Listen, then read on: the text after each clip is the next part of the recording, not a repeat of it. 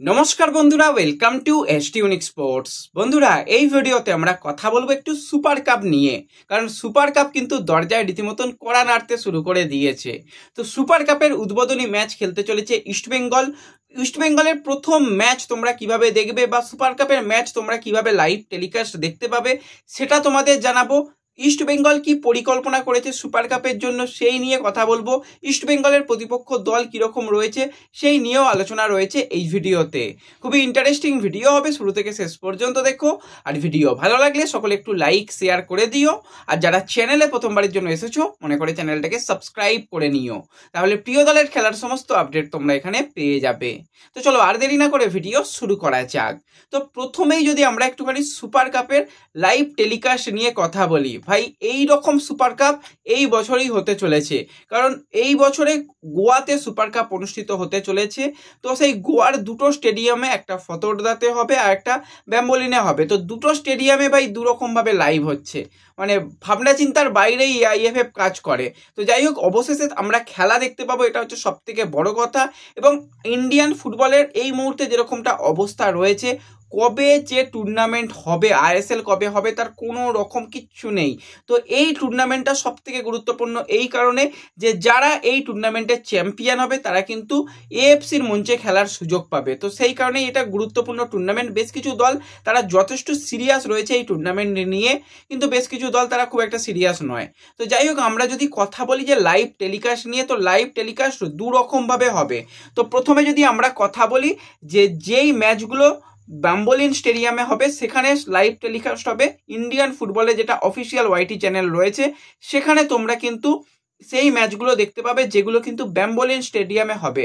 আর যেগুলো ফতোরদা স্টেডিয়ামে হবে সেখানে ভাই লাইভ টেলিকাস্টের ব্যাপার স্যাপার আলাদাই, সেখানে তোমরা সেই ম্যাচগুলো দেখতে পাবে জিও হটস্টার এবং স্টার স্পোর্টস নেটওয়ার্কে, মানে দুটো মাঠে খেলা, আলাদা আলাদা জায়গায় লাইভ টেলিকাস্ট। আর যাই হোক, লাইভ টেলিকাস্ট হচ্ছে সেটাই বড় কথা। তো আমরা যদি ম্যাচ অনুযায়ী একটু কথা বলি এবং ইস্টবেঙ্গলের ম্যাচগুলোকে নিয়ে কথা বলি, তো ইস্টবেঙ্গল কিন্তু আগামীকাল বিকেল 4:30 থেকে তারা ব্যাম্বোলিন স্টেডিয়ামে মুখোমুখি হবে। তো সেক্ষেত্রে কিন্তু ডেম্পোর সঙ্গে, তো ব্যাম্বোলিনে খেলা যেহেতু, তো সেক্ষেত্রে ইন্ডিয়ান ফুটবলে যেটা অফিসিয়াল ওয়াইটি চ্যানেল সেখান থেকে তোমরা দেখতে পাবে। এবং সেই দিনই কিন্তু আবার খেলা রয়েছে, অর্থাৎ আগামীকালই কিন্তু খেলা রয়েছে Mohun Bagan versus Chennaiyin FC match. সেই ম্যাচটা আবার দেখতে পাবে তোমরা জিও হটস্টার এবং স্টার স্পোর্টস নেটওয়ার্কে। তার মানে বুঝতেই পারছো ব্যাপার স্যাপার খুবই জটিল রয়েছে। যাই হোক, কোনো রকম অসুবিধা নেই, যারা খেলা দেখতে চাও চ্যানেলটাকে সাবস্ক্রাইব করে ডেসক্রিপশন এবং ফার্স্ট কমেন্টের লিঙ্ক থেকে WhatsApp channel, Telegram channel, Facebook পেজে জয়েন হয়ে যাও। আশা করছি খেলা দেখার সম্পূর্ণ ব্যবস্থা তোমরা পেয়ে যাবে, কোনো রকম অসুবিধা নেই, কোনো রকম চিন্তার কারণ নেই। কালকে ইস্টবেঙ্গলের খেলা রয়েছে বিকেল 4:30 থেকে, তার আগে আমরা লাইভেও আসবো আশা করছি, এবং সেখানে সবাই মিলে একসাথে খেলা দেখা যাবে। হ্যাঁ, আজকে হয়তো আমাকে একটু অন্যভাবে দেখছো, এইভাবেই হয়তো দেখতে পাবে, কারণ একটা যেটা বলছিলাম যে একটা লাইটের ব্যবস্থা করতে হবে, কারণ ভিডিও করতে খুবই অসুবিধা হয়। তো সেই লাইটের জন্যই এরকম লাগছে। কীরকম লাগছে কমেন্টে জানিও, আরও লাইটটা সেট আপ করলে আরও হয়তো বেটার কিছু হতে পারে। তো যাই হোক, আমরা যদি এবার খেলা নিয়ে কথা বলি, তো অস্কার একদিকে রয়েছে, তার পরিকল্পনা একটাই যে আমাকে যে কোনোভাবে এত রকম কথা যে হচ্ছে সেই কথাকে বাদ রেখে দলকে চ্যাম্পিয়ন করতে হবে। আর ডেম্পোর যদি কথা বলি, ডেম্পোর লক্ষ্যই হচ্ছে ইস্টবেঙ্গল মোহনবাগানের বিরুদ্ধে ভালো পারফরমেন্স তুলে আনা। তাদের বিদেশি কোনো প্লেয়ার নেই, তাদের মূলত রিজার্ভ টিমের প্লেয়ার বা যে সমস্ত ডোমেস্টিক প্লেয়ার রয়েছে তারা এমন কিছু নাম করা প্লেয়ার নয়, সবই কিন্তু ইউথ প্লেয়ার রয়েছে। তো সেই ইউথ প্লেয়ারদের দিয়েই কিন্তু ডেম্পো তারা দল নামাবে। তো দেখো, অজানা প্রতিপক্ষ খুবই কঠিন চ্যালেঞ্জ দিতে পারে। এর আগে আমরা কিছুদিন আগেই যেটা দেখছিলাম যে ম্যাচটা হচ্ছিল আইএফএ শিল্ডের, সেখানে যেটা ইস্টবেঙ্গল শ্রীনিধির বিরুদ্ধে খেলেছিল। ভাই শ্রীনিধিকে আমরা কেউ চিনি না, তারা কীরকম দল নিয়ে আসবে ভাই, তারা তো এসে মারধর শুরু করে দিয়েছিল। তো সেক্ষেত্রে খুব সতর্কভাবে সাবধানে খেলতে হবে, কারণ কোনো প্লেয়ার যদি ইনজুরির কারণে মেন প্লেয়ার বেরিয়ে যায় সেটা ইস্টবেঙ্গলের জন্য বিরাট বড় ধাক্কা হবে। ইস্টবেঙ্গলের মতন দল, মোহনবাগানের মতন দল, এছাড়া যদি বলি জামশেদপুরের মতন দল, বেশ কিছু দল, গোয়া, বেঙ্গালুরু মনে হয় 6 বিদেশি পাচ্ছে না, বেশ কিছু দল কিন্তু 6 বিদেশিকে নিয়েই আসছে।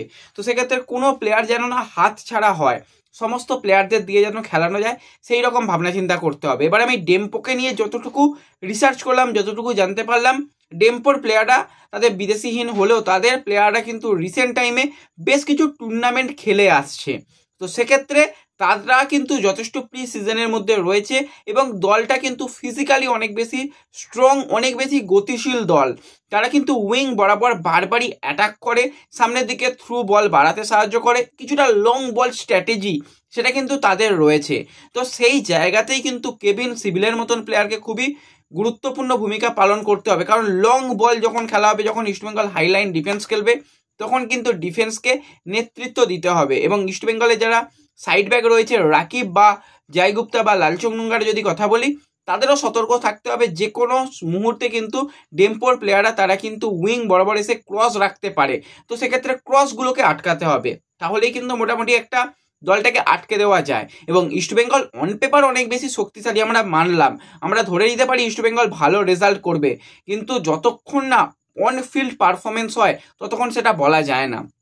তো সেক্ষেত্রে মাঠের মধ্যেও সেই পারফরমেন্সটা তুলে ধরতে হবে, যেটাতে কিন্তু ইস্টবেঙ্গলকে পুরো 3টে পয়েন্ট সঙ্গে একটা ভালো গোল ডিফারেন্স। কারণ এই যে গ্রুপ স্টেজের ম্যাচ খুবই গুরুত্বপূর্ণ। ইস্টবেঙ্গল 3টে ম্যাচ খেলবে।